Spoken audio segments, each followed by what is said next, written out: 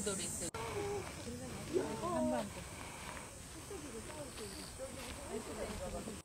영원히 그 동강 있는. 네, 동강. 너무 멋있다. 그러면서 이게 여기가 제주도야? 여기. 이거 지금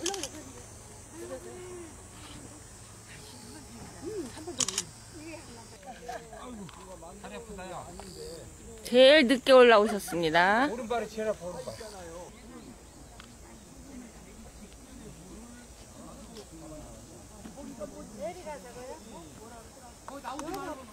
나오지 마시고 들어가세요. 있고요. 우리 증도에서 제일 높은 산이에요. 그러니까 증도에서 태어나서 증도에서 사시다가 증도에서 돌아가신 분들이 대부분이잖아요. 육지에 못 나가보고 그런 분들은 이 산을 어떻게 생각하셨느냐면 세계에서 제일 높은 산으로 봤어요. 예, 제가 전제를 두었지요. 예, 우물안 개구리니까. 그래서 이 산보다 높은 산은 아마 세상에 없을 것이다. 그런데 그게 어디에 사용되었느냐면은 우상을 섬기는 데 사용했다는 거예요. 그래서 그 당시 우상의 문화가 그 지역에서 가장 높은 산에 기운을 받고 전기를 받아야 가문도 번성하고 자식들도 안 아프고 잘 큰다. 그런 우상의 문화를 담고 있었던 거예요. 그래서 이 산이 높다고 생각하고 이 산 곳곳에 수십 개 우상 재단을 만든 거예요. 이 돌 무더기로. 그래서 거기에 때가 되면 이제 밥 갖다가 고기 갖다가 이제 빌었던 거죠. 그리고 우리가 올라오던 중턱쯤에 서 있었던 게 선앙당이에요. 큰 팽나무로 거기에 세워놓고 그게 증도를 지키는 수호신처럼 여겼던 거예요. 근데 문주경 전도사님은 이 우상의 문화를 깨뜨리기를 원하셨어요. 그래서 올라오시면서 그런 그 돌무더기 재단들을 허물어 버리는 거예요. 이런 길이 전혀 없었습니다. 이곳은 짐승들의 터전이지 사람이 올라올 곳이 아니었으니까.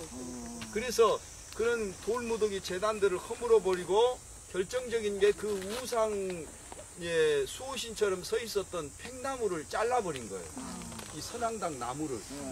그러니까 그 나무를 잘라버리는 순간에 이 지역에서는 저 여자는 죽었다 그랬어요. 그 신의 몸뚱아리를 잘라버린 거니까 그 신이 저주 내려서 벼락 때려가지고 죽일 것이다. 그리고 또는 그 아까 말했지만은 이 해코지를 못한 거예요. 우리가 저 여자를 건드렸다가 왜 우리 신 그렇게 훼손했냐고 돌 팔매질 했다가 예수 신한테 당할까 봐가지고. 그래서 그 선앙당 신이 저주하기를 기다리는 거예요. 근데 전도사님은 아시잖아요. 그게 나무 토막인 것을. 그래서는 그걸 잘라버리고도 아무런 꺼리낌 없이 복음 전하고 다니니까 한 달이 지날 무렵부터는 이제 두렵기 시작한 거예요. 진짜 우리가 잘못 믿었나 보다. 우리가 섬기는 신이 아무 힘이 없나 보다. 그리고는 두려움에 예수 믿겠다고 교회로 들어오기 시작하는 거예요. 그래서 그런 이런 분위기가 형성되니까 문주경 전도사님이 이곳에 올라와서는 어떻게 기도하셨는가 하면 6.25 전이에요. 여기 올라오신 게. 마치 누가 만들어 놓은 것처럼 이 앞에 보면 한반도 모습 있잖아요. 예, 소나무 숲이. 그래서 또 오목조목 섬들이 많다 보니까 다 있잖아요. 울릉도, 독도, 제주도, 연평도, 백령도 다 있잖아요. 예. 근데 좀 눈을 더 크게 뜨면 여러분이 섬기는 교회와 지역이 보일 거예요. 아, 네. 보이시죠? 예, 예. 예. 근데 여기는 많이 찍으십시오. 이때. 예, 이걸 품는 모습을. 자, 다 품으셨죠? 네. 예, 그렇게 내 조국 대한민국을 위해서 예수의 나라 되게 해달라고 기도하셨던 거예요. 이제 내리십시오. 그 기도가 맞춰지면 뒤돌아서서 이렇게 또 이걸 붙잡고 기도하셨던 거예요. 밤새워서 또 교회들 세워진 그리고 주의 종들 또 우상의 문화와 싸우고 당신도 복음 전할 힘 달라고 그렇게 밤새워 새벽녘까지 기도하다 보면 하니까 예, 목사님이 우리 기도하는 거 마음에 안 들면 손 내려버리면 다 죽어요. 여기서 이제 죽어가야 돼. 그러니까 영적 전쟁이니까요. 아말렉 전쟁에서 행했던 모습으로 우리가 여기고 오늘 3가지 기도의 제목을 드리겠습니다. 주여! 주여!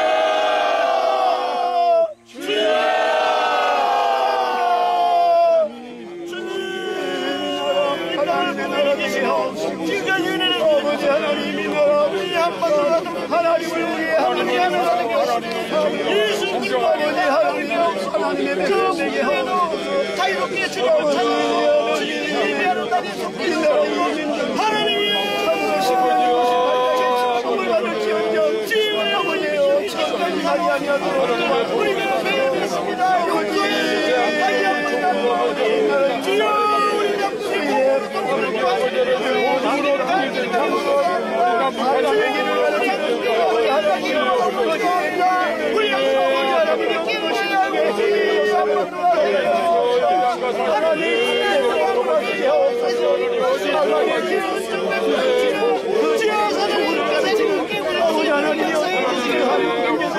하나님을 회개할 수 있는 힘을 허락하여 한국교회에서 기도했습니다.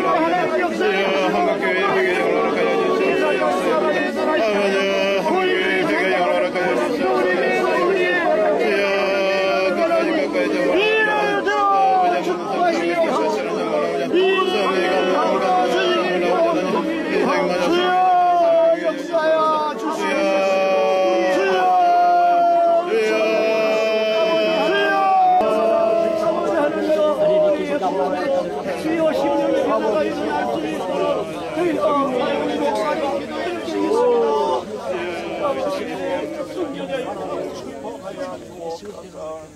사랑하시는 아버지 하나님, 이 대한민국 이 사랑하는 조국을 불쌍히 여겨 주시옵소서. 오직 복음으로 통일되게 하여 주시옵소서. 예수님의 십자가의 사랑과 능력으로 복음 통일되게 하여 주시옵소서. 예, 그렇죠. 예. 아이고, 예. 아버지, 긍휼히 여겨 주시옵소서. 주여, 아버지. 자, 이제 평생 기도하시기 위한 기도의 손입니다. 예. 자, 예. 자, 찍습니다. 예. 기도하던 손으로 평생 기도하시도록요.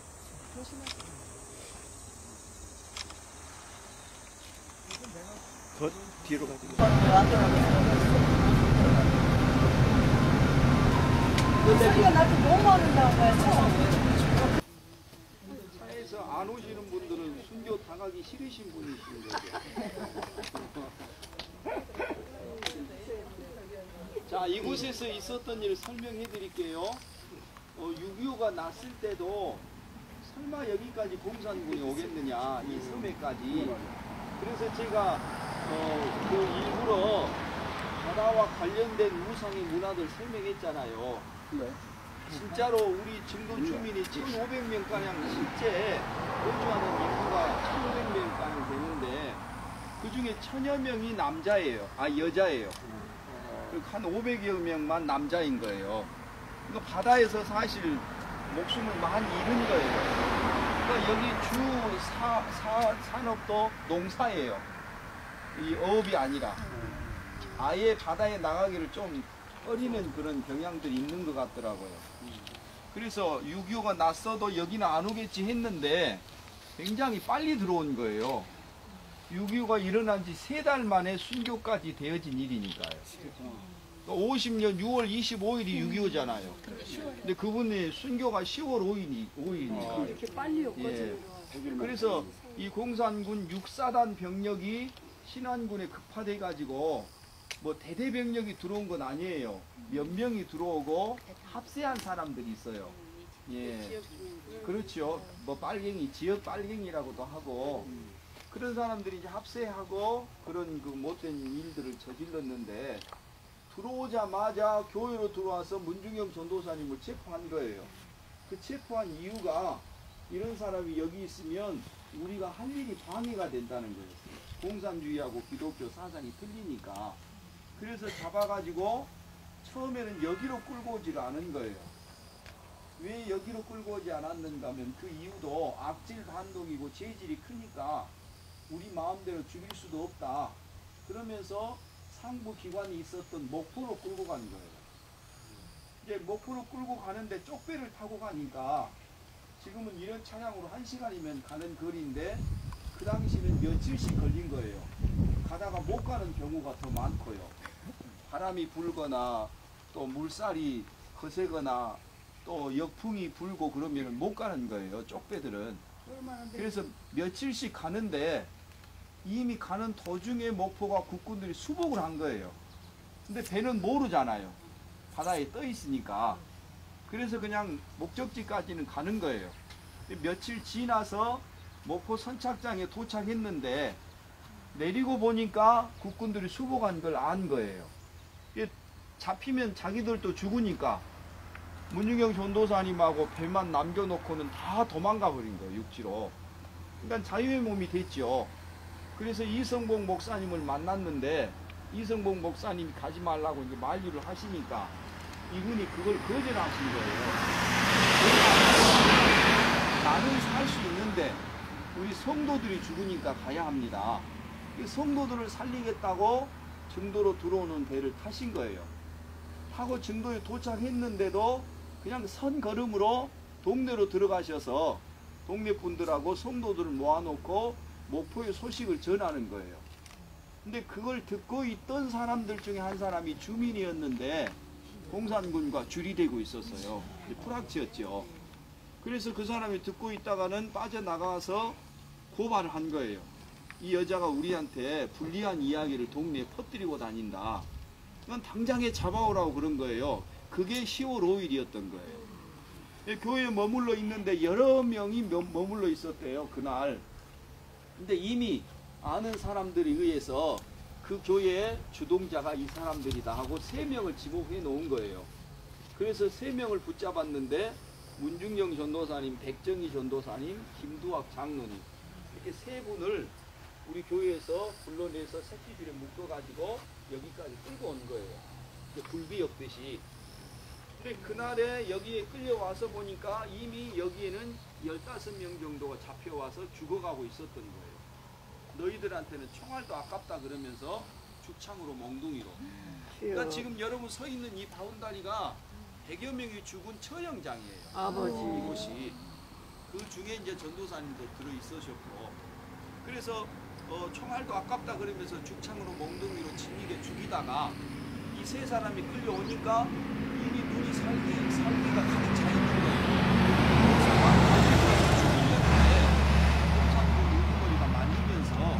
여기는 인민재판이니까 죽이려면 제 몫을 내놔라. 그리고는 이제 문중영 전도사님만 끌어내서 새끼줄에 묶어서 무릎을 꿇쳐 놓은 거예요. 제 몫을 내놓으라고. 근데 그 제 몫을 내놓으라는 말에 아무도 답이 없어요. 제 몫이 없을 뿐만 아니라 그 당시에 전도사님 도움을 받지 않는 사람이 없었으니까.